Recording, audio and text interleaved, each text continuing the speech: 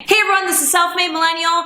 I'm Madeline Mann, and today I'm going to tell you how to address gaps and short stints on your resume. This tip will save your resume from being trashed, and I will give you 7 real-world examples that put this tip into practice. So many examples, enough for the whole family, including grandma. Honesty corner, hiring managers do not like to see gaps on a resume, which is the time between jobs that isn't accounted for. And they also don't like to see short career moves, 6 months here, 1 year there, they call it job hopping. But chances are that many of these gaps and short stints happened for perfectly logical and totally understandable reasons. So here's what you do. You address the reasons behind your gaps and your short stints up front on your resume and your LinkedIn. I am for reals, folks. This will dramatically increase the likelihood that you will get the interview. And it'll allow your interviewer to focus on the beautiful things about you instead of asking, why did you leave here? Why is there a gap here?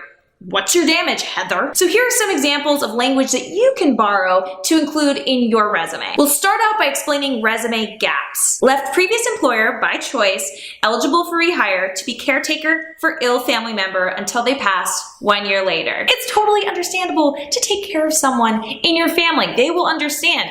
And you also let them know that they passed, so that implies that you won't be taking off time in the future to go back and take care of them. Took a 5-year break from employment to raise a family.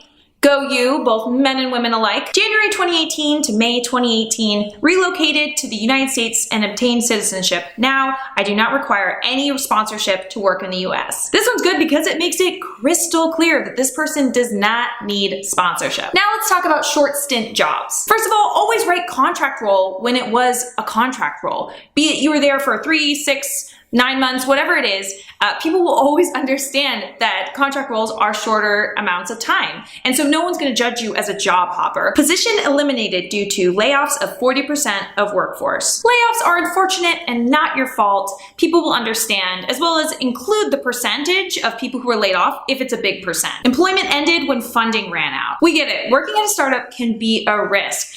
And by saying this, it shows that you're not disloyal. The company just ran out of money. Left role to relocate to New York for my wife's new job. Instead of their mind going wild of, why did he leave that amazing job so quickly? They'll be like, oh no, this guy is a great supportive husband. Wow, so you write all this stuff, the hiring manager reads it and says, this makes a lot of dollars and cents. Thank you, applicant, for explaining this to me and not making me assume random things and reject you way too quickly. I have a lot more advice on this topic, and so I'll link 2 videos in the description. The first one is about how job hopping is ruining your resume and how to fix it, as well as how to answer the question in an interview, why are you leaving your most recent job? Thank you all for minding the gap this episode. Please hit a like on this video, as well as subscribe for new videos every week. Thanks so much, everyone. Wi-Fi high five.